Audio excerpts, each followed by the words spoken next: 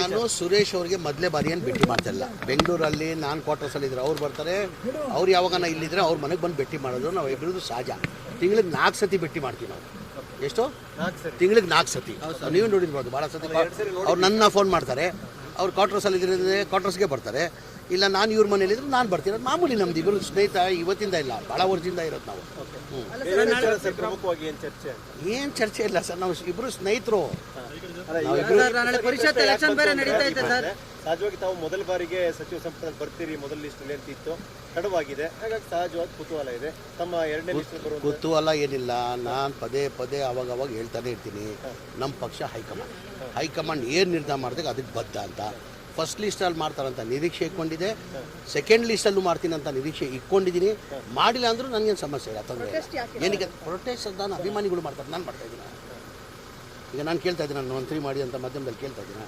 ಅಭಿಮಾನಿಗಳು ಎಲ್ಲಾದರೂ ಸಹಜ, ಅದು ಅವ್ರವ್ರ ಅಭಿಮಾನಿಗಳು ಅವ್ರ ಲೀಡರ್ನ ಮಂತ್ರಿ ಮಾಡೋಂತ ಕೇಳೋದಂಥದ್ದು ಎಲ್ಲ ಕಡೆ ಸಹಜ. ಅದು ಭಾಳ ಜನ ಕೇಳ್ತಾರೆ, ಹಂಗೂ ನನಗೂ ಕೇಳ್ತಾರೆ. ಸ್ವಲ್ಪ ಬೇಸರದಲ್ಲಿ ಸಮೀರ್ ಖಂಡಿತ ಇಲ್ಲ, ಖಂಡಿತ ಇಲ್ಲ, ಏನೇನು ಇಲ್ಲ. ನನ್ನ ಮುಖದ ಮೇಲೆ ಕಾಣ್ತಾ ಇದೆಯಾ ಬೇಸರ ಇದೆಯಾ ಅಂತ? ನನ್ನ ಮುಖದ ಮೇಲೆ ನಾನು ಕಾಣ್ತಾ ಇದೆಯಾ ಬೇಸರ ಇದೆಯಾ ಅಂತ?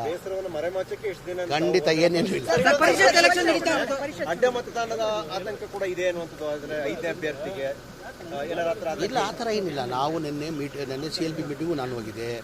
140 ಜನ ನಾವು ಒಗ್ಗಟ್ಟಾಗಿದ್ದೀವಿ. ನಾವು 28 ಹಾಕೊಂಡ್ರು 5 ಅಭ್ಯರ್ಥಿಗಳು ಗೆಲ್ತಾರೆ.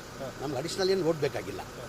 ಅಡಿಷ್ನಲ್ ಏನು ನಾವು 140 ಇದೀವಿ. ನಾವು 140ಗೂ 28 ಹಾಕೊಂಡ್ರು ನಾವು ಎಲ್ಲ 5 ಅಭ್ಯರ್ಥಿ ನಾವು ಗೆಲ್ತೀವಿ. ನಮಗೇನು ಸಮಸ್ಯೆ ತೊಂದರೆ ಇಲ್ಲ.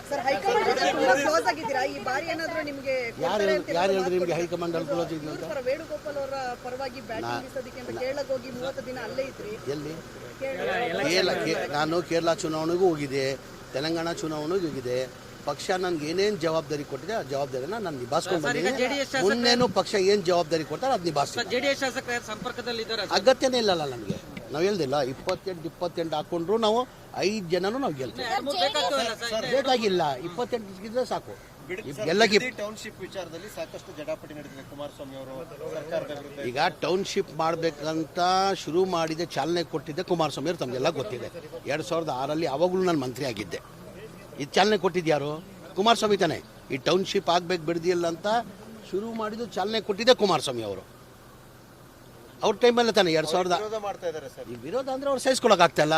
ಒಳ್ಳೆ ಕೆಲಸ ಆಗ್ತಾಯಿದೆ, ಸಹಿಸ್ಕೊಳಕ್ಕಾಗ್ತಾಯಿಲ್ಲ. ರೈತರಿಗೆ ಅನುಕೂಲ ಆಗಿಬಿಡ್ತಾರೆ, ರೈತರೆಲ್ಲ ಶ್ರೀಮಂತರಾಗ್ಬಿಡ್ತಾರೆ. ಅವ್ರಿಗೇನು ರೈತರಾಗೇ ಇರಬೇಕು, ಶ್ರೀಮಂತರಾಗಬಾರ್ದಂತ. ಈಗ ಟೌನ್ಶಿಪ್ ಆದರೆ ಏನಾಗ್ತದೆ? ಲ್ಯಾಂಡ್ ವ್ಯಾಲ್ಯೂ ಜಾಸ್ತಿ ಆಗ್ತದೆ, ಲ್ಯಾಂಡ್ ವ್ಯಾಲ್ಯೂ ಬರ್ತದೆ. ಅವ್ರ ಲೆಕ್ಕಾಚಾರ ಏನಂದರೆ ರೈತರಾಗೇ ಇರಬೇಕು, ಬಡವರಾಗೇ ಇರಬೇಕು, ಅವ್ರು ಶ್ರೀಮಂತರು ಆಗಬಾರ್ದು.